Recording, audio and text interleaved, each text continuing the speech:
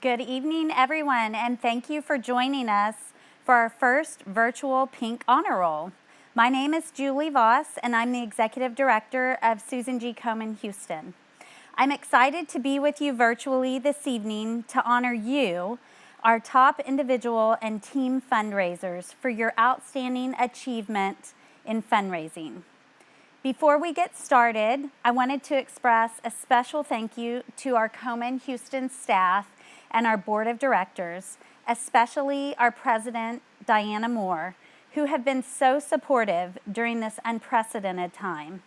As we all know, cancer is not canceled, but between a pandemic and protest, it is difficult to stay focused on our mission, which is to save lives by meeting the most critical needs in our communities and investing in breakthrough research to prevent and cure cancer.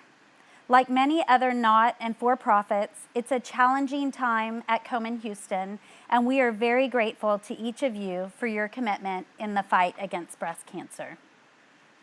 Every donor, fundraiser, and sponsor are so important in advancing the mission of Komen Houston.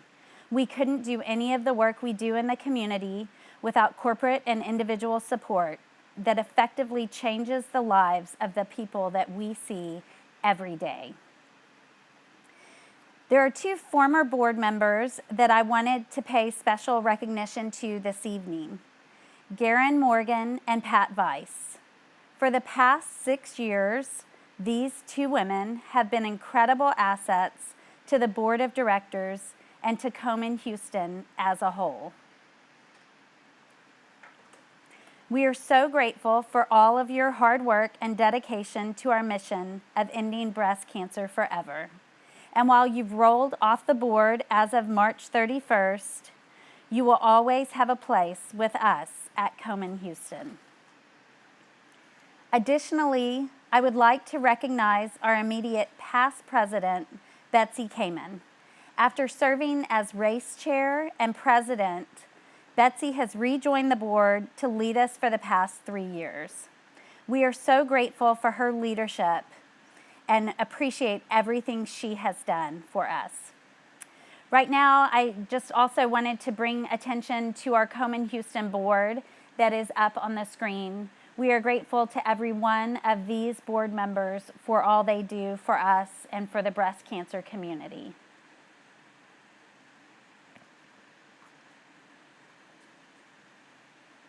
So now I want to introduce Kristen Barley, who is our Senior Director of Development. Kristen's going to talk a little bit about the race this past year and our sponsors. Welcome, Kristen. Thank you, Julie. Before we get into the heart of the evening, I'd also like to thank our race co-chairs, Cambrell Marshall and Alan Elam. Cambrell, you all may not know, began his involvement with Komen Houston almost 10 years ago, starting as an event MC, then as a board member, and now a race co-chair.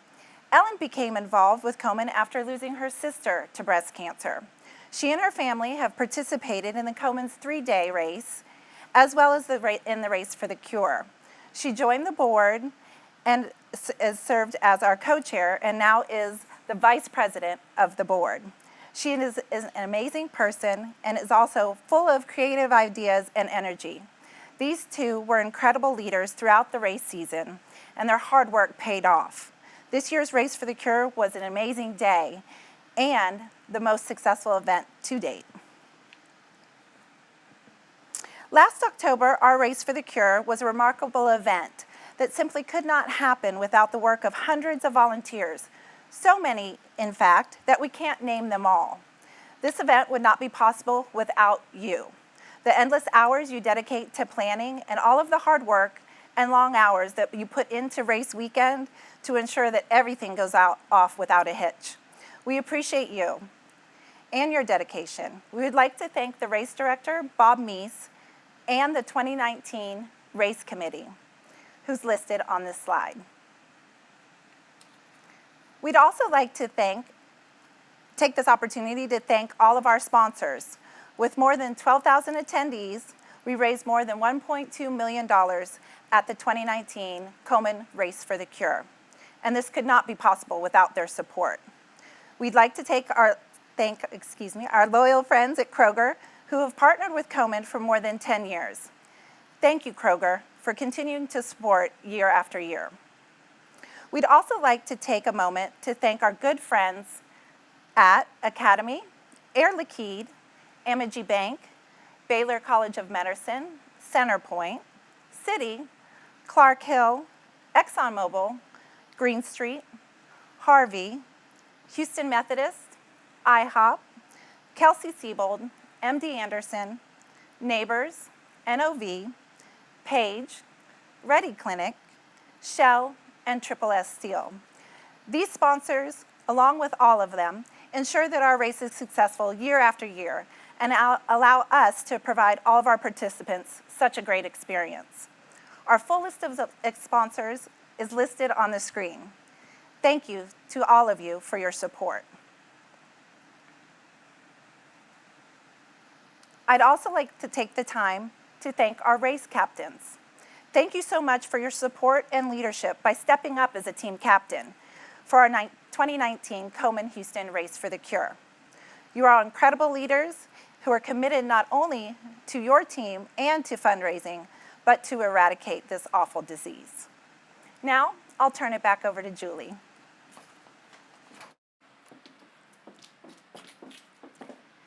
Thank you.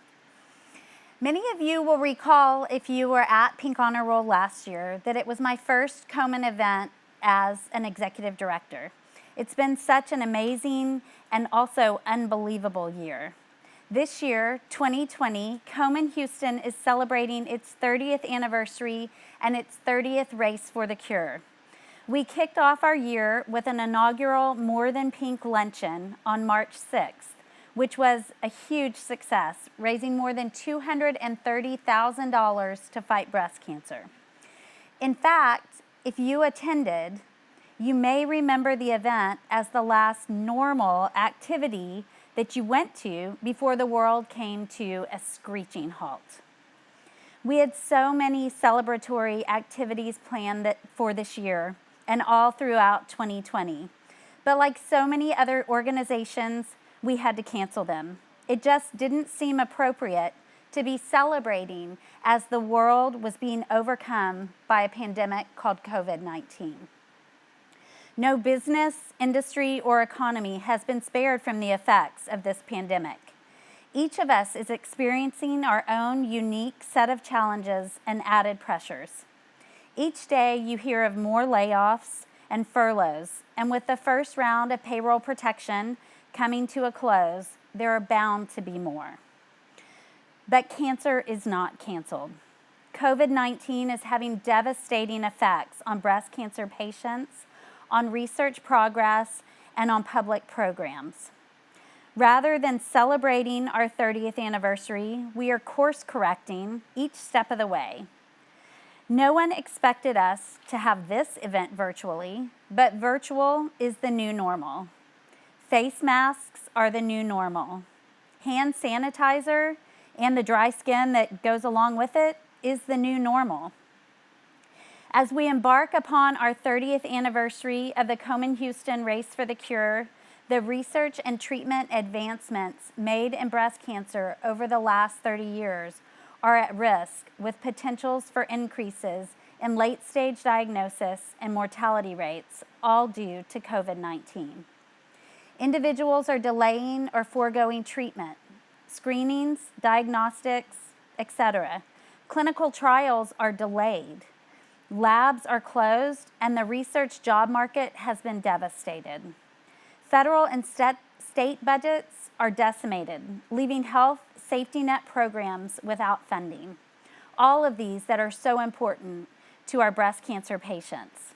At Komen Houston, we're committed to saving lives by supporting those most vulnerable within the breast cancer community. You can join us by participating once again in our 30th anniversary Race for the Cure. Your support ensures important services continue for those in need, including our Treatment Assistance Program, which provides financial assistance to patients undergoing treatment. Our navigation services. Many of you have met Pearl Burton, our wonderful navigator, who provides psychosocial support during this difficult time and guides patients through making difficult decisions. We also have our metastatic breast cancer series, which provides webinars and Facebook Live events for patients who are living with advanced breast cancer. Our breast care and clinical trials helpline, which receives record high call volume and provides a resource for so many men and women who cannot see their health providers in person.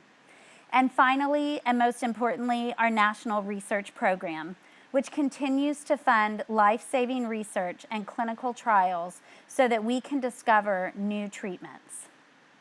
In closing, Komen Houston continues to be committed to saving lives locally and fighting breast cancer globally. We've known for years that health disparities exist based on geographic locations, income levels, age, and ethnicity. And these disparities cause high breast cancer mortality rates. We believe that where a person lives and what a person looks like should not determine whether they live. We are committed to enacting systemic change to ensure health equity for all and appreciate each one of you for making this possible. We cannot save lives without the support of our community, and we cannot save lives without you. On behalf of every breast cancer patient, survivor, and family member, thank you for all that you do for all of us. Now, I would like to introduce our guest speaker for this evening. Being that we're virtual, she is going to come to you virtually as well. Dr. Bora Lim is an assistant professor of breast medical oncology at MD Anderson Cancer Center and serves as a faculty of the Advanced Breast Cancer Clinic. She is the principal investigator on 5 active studies focused primarily in the triple-negative and inflammatory breast cancer patient population, aimed at reversing continued occurrence of resistance to therapy. Dr. Lim is a member of Komen Houston's Medical Advisory Council and an advisor to our metastatic breast cancer program. We've asked Dr. Lim to give you some insight into how breast cancer treatment and care have changed due to COVID-19. Please join me in welcoming Dr. Bora Lim.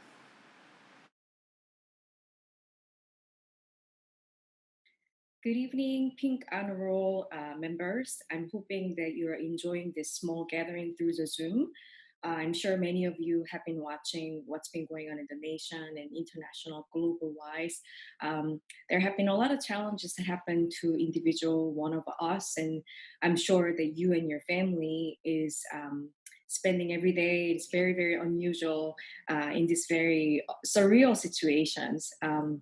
My name is Bora Lim. I'm an assistant professor of breast medical oncology at MD Anderson Cancer Center. I am a scientific advisory board member of Susan G. Komen Houston. And today I'm here with you to share some of the changes that have been going that many of you were wondering what was happening at MD Anderson, trying to share with you what's been going on for the last few months. I would say almost like 3-4 months now. So the time really goes back around March. So around January or December, I'm originally from Asian country, like my family still lives in South Korea.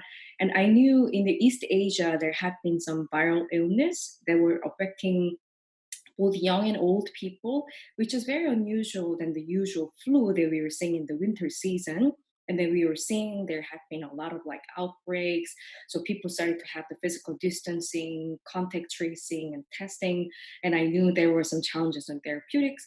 But at that time, I guess none of us really expected this would be such a global phenomenon that's going to affect us who were living in Houston and some of the other areas. And all of us were just watching as if it was somebody else's problem.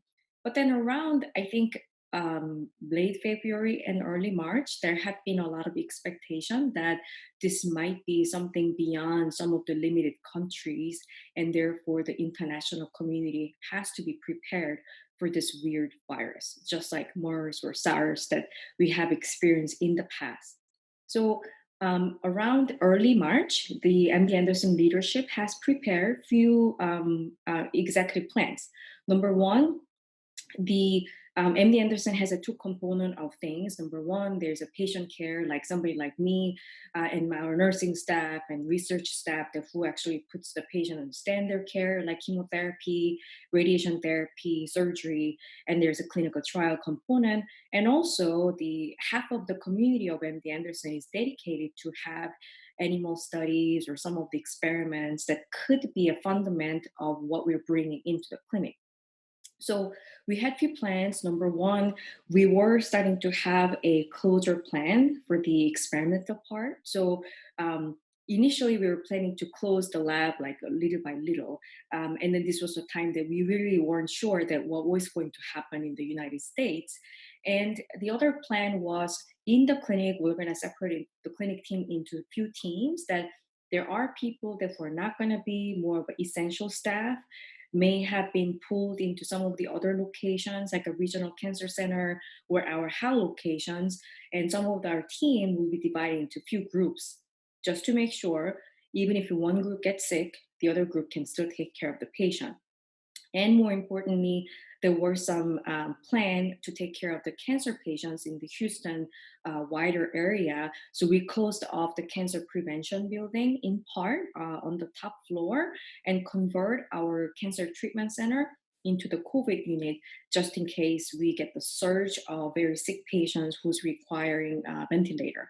And in the main hospital where the patients are staying for the inpatient, we created a two units where one floor will keep the patient who's going to be suspected for the COVID infection. Once they're confirmed, they're going to move up to one unit further and they're going to stay there. And then each room has a respiratory isolation process that you can close the door anytime. And if they're becoming really sick, then we can actually intubate, we can do the dialysis in the room. So we had some kind of infrastructures in place. And then really people started to work at home. And so this was mid to early to mid March. And then at that time, the prediction was there's going to be a peak that's going to happen in the COVID breakout in the Houston area around April, mid April. So we are very concerned because, as you know, the large amount of percentage of the patient that we have at MD Anderson is really coming from out of state. I would say 60 to 70% of the patients comes from either out of Texas, including a neighboring state like Louisiana, as well as international patients. So it was a big deal, for MD Anderson. And the other concern around the time that when we are putting all this infrastructure together was when we are doing all of our care, as you know, that MD Anderson is a huge place where there's a multiple campus and buildings that you need to go through.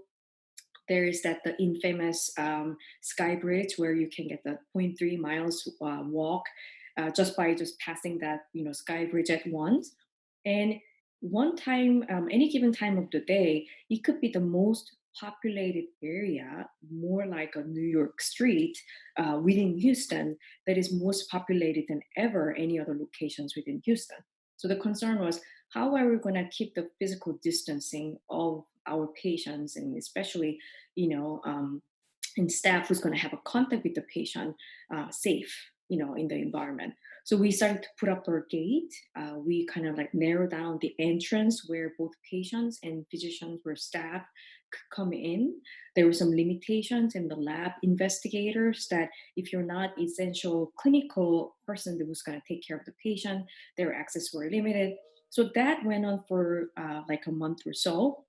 And during the time that the two major challenges that happened in the clinical practice was, number one, we are really, really limiting all of our patients' visit, especially including the clinical trial. So the patients who were on clinical trial already were able to continue their medications. But number two, we also were limiting our patients to travel from out of state. We have a lot of referrals coming from out of state saying, oh, can I come for a second opinion or the clinical trial enrollment?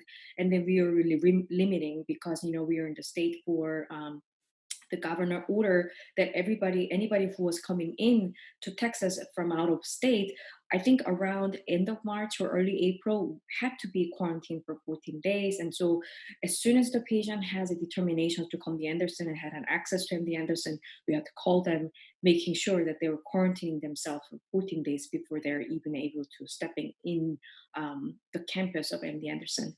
And lastly, in addition, that all of the surgery, including, like for example, like breast cancer patients, like DCIS or early stage breast cancer surgery, was deemed to be not emergent by the governor's order. So we are not able to accommodate a lot of our patients who would usually go for the surgery first and then come to see us, but they could not really go for the same order. So it was a very, very scary time because we didn't know like who could come and who could not come. And we didn't have a clinical trial options open, especially for patients who wanted to start the new clinical trials. And in addition, there were patients who were waiting to have the surgery. So that was a kind of dark time, I would say, for 6 to at least like in 8 weeks. But in the meanwhile, I think this kind of like gave us a lot of different lessons. Number one, we are planning things that we have this all of these wonderful studies and clinical trials and lab research aiming for, okay, we're going to cure our patient, we're going to make the cancer history, and thanks to the donations and fundings that you guys provide, we have been able to do all of those.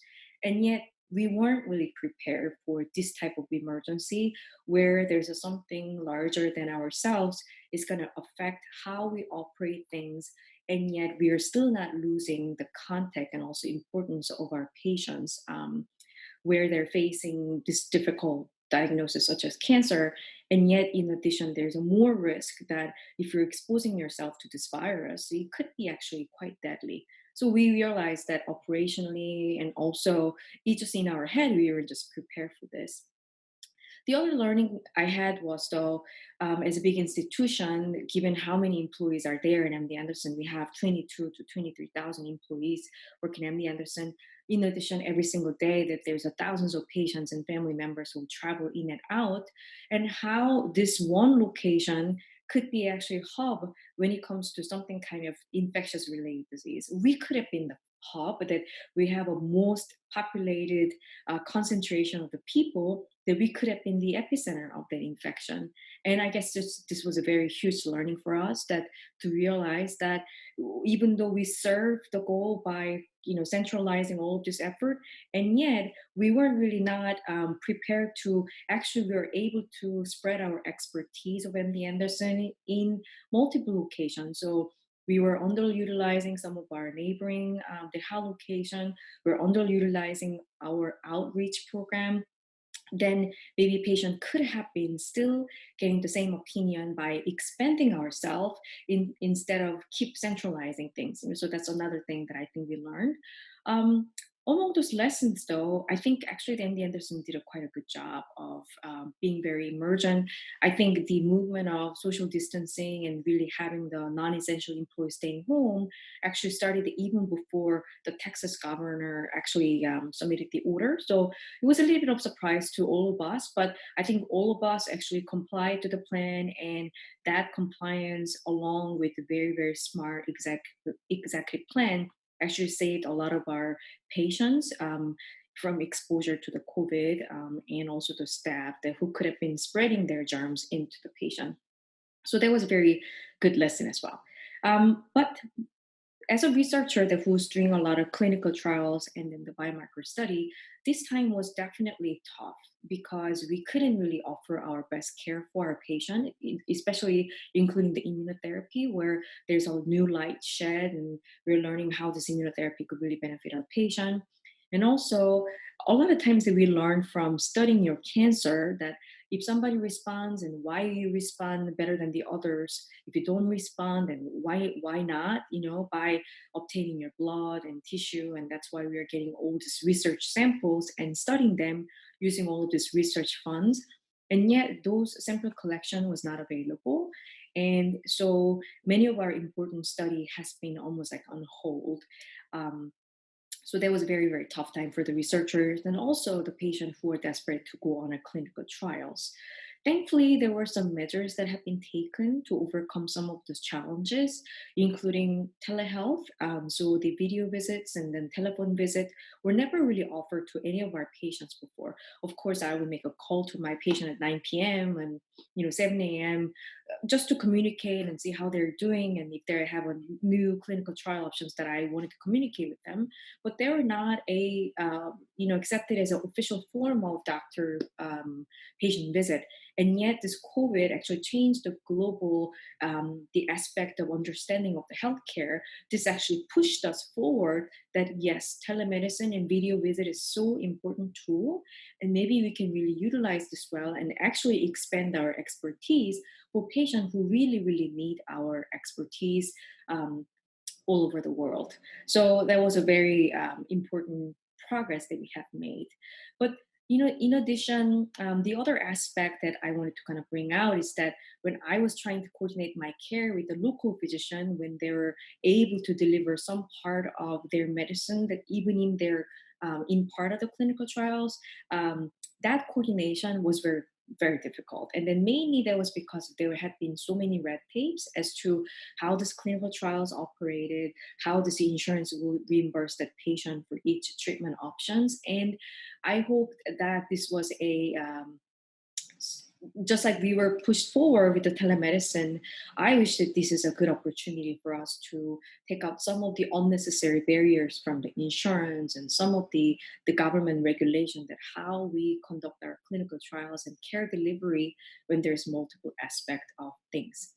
Um, Lastly, I just wanted to mention that it has been a such tough time for all of us, but more importantly for our patients, that they had to not only deal with the cancer, which is very scary, but now in addition they had to deal with this pandemic. So I did have patients who was 70 years old, and she told me that, Dr. Lim, I don't care if I'm going to die because I missed the treatment. I am more scared about this virus, and I don't want to die alone in the hospital. So not able to communicate with your friends and family during that hospital visit, come by yourself to the treatment was very scary thing, and patients had to go through a lot of emotional turmoil through that. We have tried to bring our, especially like advanced breast cancer patients, as a kind of health resilience meetings, and have a weekly Zoom meeting, try to support each other. But at the same time, I also learned that as a society, how frail we could be, that and easily breakable when there is this global phenomenon that could happen. So, as a researcher of studying cancers and how the cancers occur and how we can treat the cancer better, I think there has to be a same weight of endorsing the importance of the infectious disease like this one as a nationally and globally, and it has to be hand in hand together, because as you realize that some of the treatment they're using right now for the COVID active cytokine storm is actually one of the cancer medicine they were using in one of our hematologic cancer can be utilized in those infectious disease. So as a research community, we can open our barrier ourselves also and try to embrace and interconnect and learn from each other instead of trying to protect our data at all times. And maybe one of the reason why we are doing that is because once you're given chunk of money for the funding and doing this research, that you have to focus on your research, and that's the only way that you can get the next funding. So maybe there might be some new way of utilizing our research fund and efforts, not just by the government but also in the foundation, like wonderful foundation like Susan G. Komen. So those are the learning that we have done through from the COVID-19. And again, I truly appreciate each and one of you spending your time, precious time in the evening, away from your family or with your family. And I just wanted to thank you for everything you do. Your every single funding donation to us really help us, not just for the community of breast cancer patient, but all the patients' family who they are touching every single day. So I wanted to thank you. And then if you have any other questions around what else is happening in the COVID-19, I was able to also serve in the actual taking care of the COVID-19 patients. So I'll be happy to answer any questions, and I hope you enjoy the rest of the evening. Thank you very much. I'll talk to you later and then see you in person next time. Bye bye.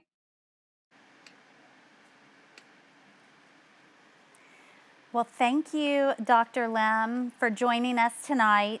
And I hope that everybody enjoyed that as much as we did here in the studio. And if you do have any questions for Dr. Lim, please forward them to us at the office, and we will make sure to get responses or get you in contact with her. All right, so this is the moment in the program that you have all been waiting for, the Pink Honor Roll and the Pink Power League induction. Teams have long been a part of Komen Houston Race for the Cure. Last year, to honor their commitment, we created the Pink Power League. To be named to the Pink Power League, teams need to raise a minimum of $10,000. This year, we had 13 teams that raised $10,000 or more. In fact, these teams collectively raised more than $290,000 to fight breast cancer. 10 of these teams were in our corporate category. I'd like to recognize PV Fluid Products, Inc., Bowen McClett and Britt, Phillips 66, Gallant Builders, Kelsey Siebold, Shell Oil Company, Centerpoint Energy, Freeport LNG, and Three Brothers Bakery. And finally, I would like to recognize our #1 corporate team that raised $50,342.09. Yes, we even count the cents. Cheniere Energy. So everybody give a big round of applause, virtual, to Cheniere Energy. They are going to receive this great trophy for a year, and if they can hold that top corporate team, they can keep it after that. And we're going to present it to them when we can all be together. But congratulations, Cheniere. We are so grateful for your team, and on the screen you can see a picture. They came out in full force, and they were awesome at the race. Next, we have our top school and university team, raising $72,461, which is Pasadena ISD. Pasadena already has their trophy, as they were winners last year as well. So they will get to hold on to their trophy for another year in the school and university team category. Finally, we had 2 friends and family teams that also raised more than $10,000. Cece's Sisters, whose team captain was race co-chair Ellen Elam, and our winner, whose team captain was our other race co-chair, raising $15,140.04. It's Brell's KPRC Buddies. So congratulations, Cambrell and Ellen, and to both of your teams. And congratulations to all of our Pink Power League teams. We are super grateful for everything you do for us. Now, we're going to move on to our individual fundraisers. The Pink Honor Roll consists of those individuals who raise money from every brother, cousin, uncle, friend, sister, neighbor, and acquaintance. They are our top individual fundraisers from the Race for the Cure who have raised $1,000 or more. They consistently go above and beyond to advance the fight against breast cancer. This year, Pink Honor Roll members collectively raised more than $330,000 in the fight against breast cancer. That is so amazing. And again, a big virtual round of applause. Since we cannot stand and be recognized like we've done in years past, we're going to scroll through all of our Pink Honor Roll inductees. We know many of you have been members for years. In fact, there are several who have been members since its inception 16 years ago, and we are so grateful that every year you come back time after time. We're going to start, and I'm going to read their names, and you can read information if it's on the screen. Shauna Adler, Darlene Agardi, Bruce Agardi, Shannon Aldridge, Jesse Antonchek, Kristen Barley, congratulations, Kristen, Amy Barnett, Anna Bascarone,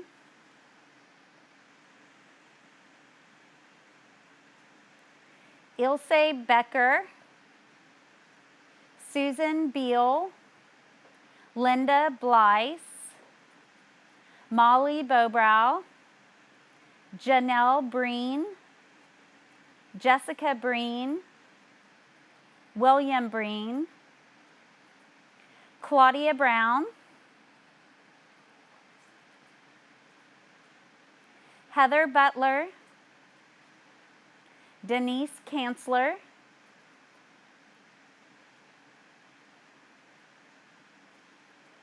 Christine Carbo Marziotti,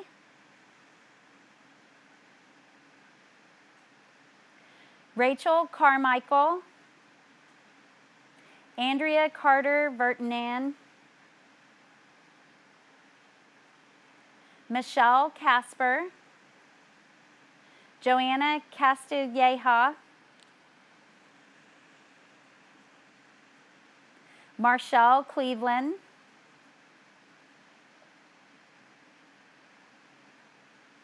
Miles Clutterbuck,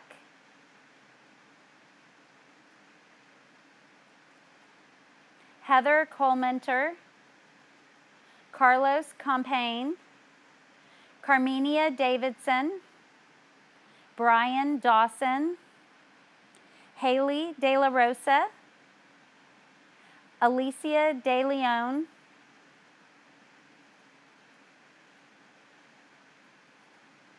Marianne DeSwart, Dr. Kelly Dempsey, Colleen Dunlap, Raj Duvari, Tammy Estes, Kristen Fusco, Joseph Galaganza,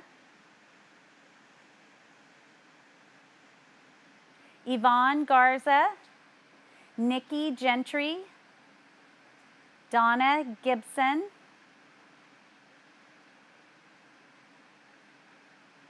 Barbara Giordanelli, Cassandra Giron,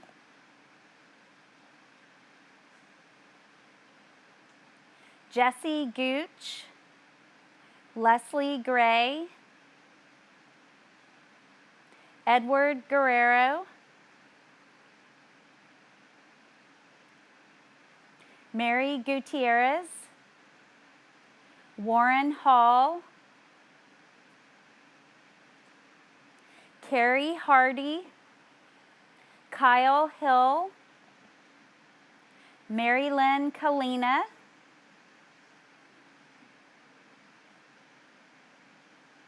Betsy Kamen,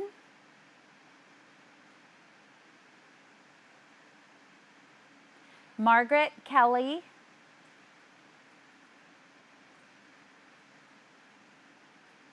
Brenda Kerr, Christy Keytron,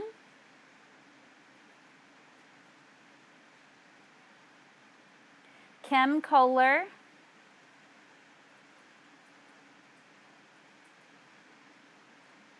Kelly Kojal,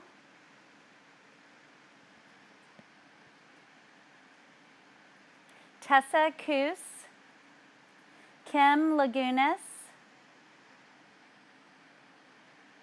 Mary Frances Lapidus, Mimi Lim, Marianne LeBlanc, Janice Liu, Bianca Limbrick Kinsey, Darla Litton,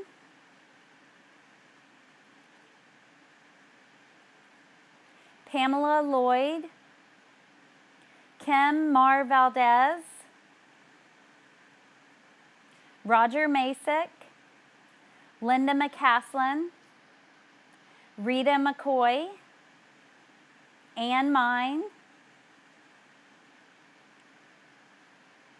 Emily Meir Oliver, Gwen Morgan, Katie Moskowitz, Erin Muscarella, Jody Navarrete, Julie Nelson, Deanna Newcomb, Kathy Nicholson,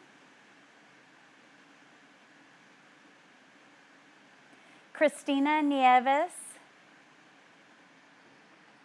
Cheryl Oldroyd,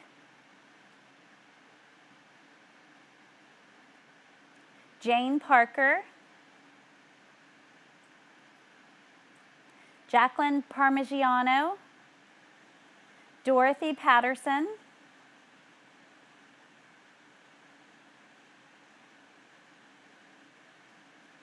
Tam Pham, Susan Phillips, Marianne Pittman, Laura Purdy, Patricia Ray, Jill Rahman, Tara Reddy, Amber Reynolds, Ashley Russell, Cindy Sines, Debbie Scanlon,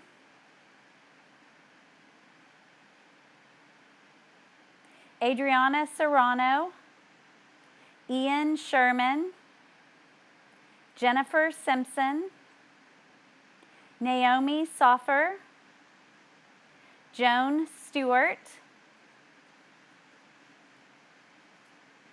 Monica Strange, Mylene Supin, Marilyn Taylor, Marilyn Tears,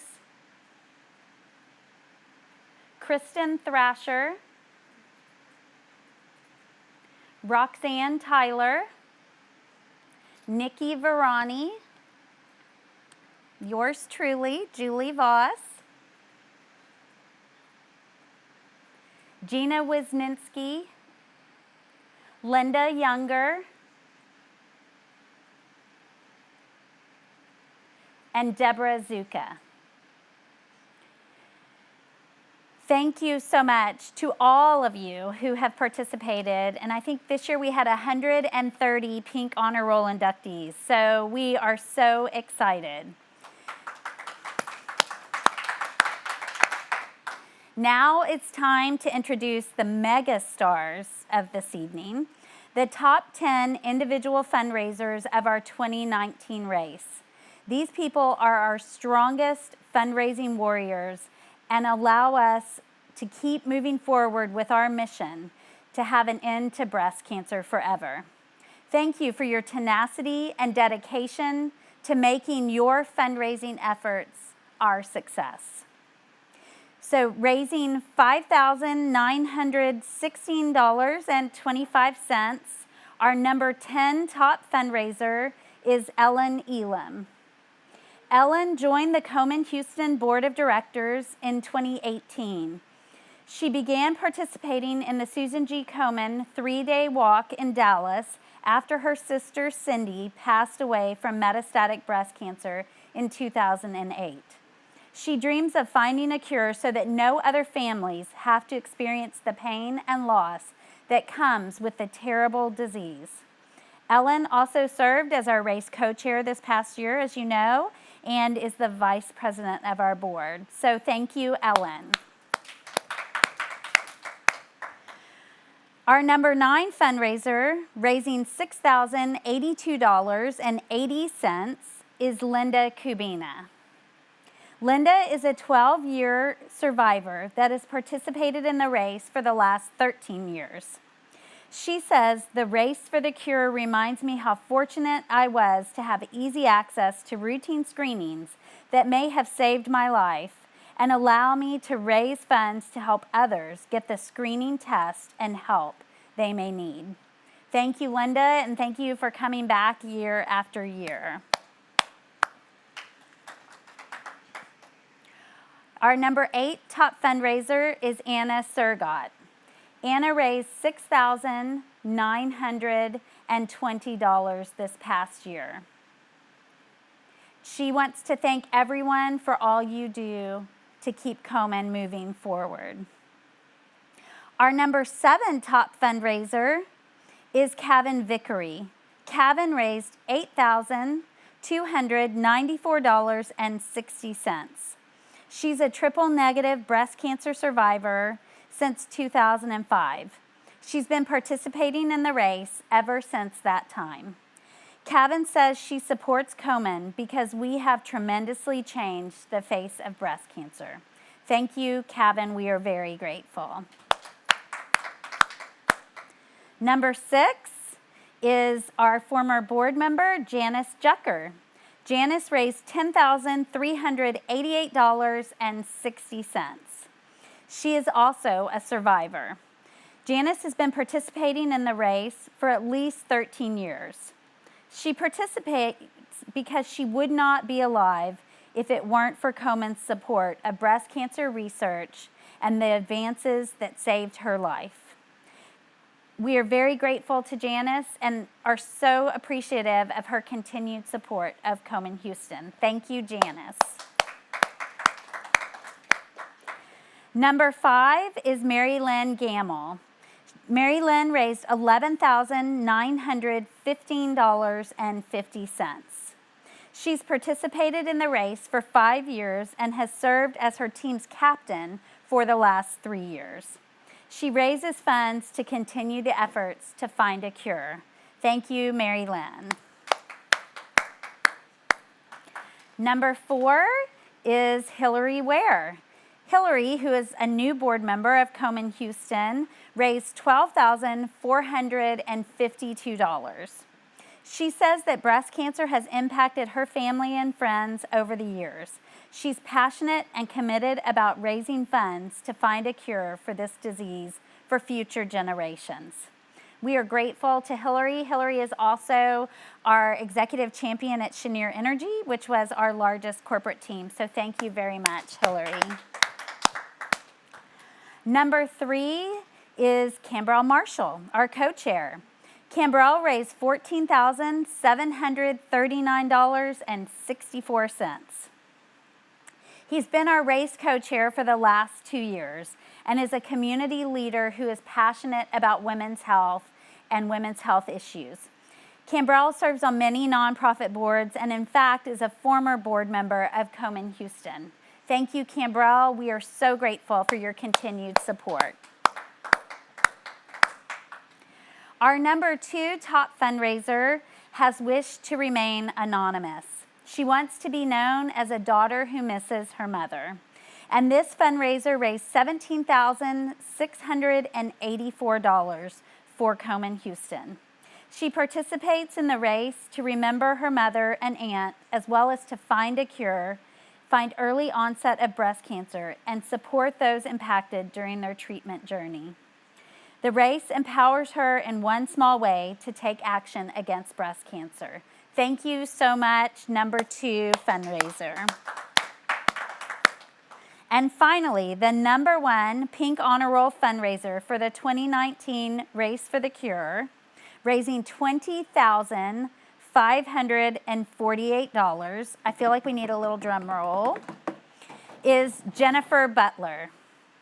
Jennifer began participating in the race for the cure after her own breast cancer diagnosis in 2009. She knew then that if there was something she could do to prevent other women from having to hear those words, "You have cancer," then she had to do it. Her first race was in October of 2009 after her diagnosis in July of the same year. And she has been a Pink Honor Roll member ever since. And on a side note, Jennifer told me last year she really wanted to be number 1, and she did it. So congratulations, Jennifer. So I hope you will all join me in a big round of virtual applause for our top 10. What incredible dedication each one of these women and men have in our fight against breast cancer. I cannot tell you how grateful and appreciative I am and all of our board and staff and patients are for all that you do. Thank you so very much. And as we wrap up tonight's program, I wanted to make sure you mark your calendars for our 30th anniversary Race for the Cure, which will be held on Saturday, October 3rd. Race registration is open, and I hope we can count on each one of you to participate again. Now, you're probably curious, thinking, are we going to be able to hold an in-person race? And the truth is, we don't really know. We want to make sure that our patients and our participants are safe, so we are following guidelines and we are listening closely to advisors. But just like this evening, we may be course correcting, literally, like the course may be correcting somewhere completely different. But no matter what we do, I can guarantee you that it will be interactive and fun, and we will make it a super great, unique event, no matter where or what it looks like. Speaking of interactive, all of our top fundraisers and team captains will be receiving these great Pink for 30 yard signs. We know folks are out and walking their neighborhoods more than ever, and we ask that you display your sign as a way to promote Komen Houston and our 30th anniversary Race for the Cure. Look for those to show up in the next week or 2 weeks.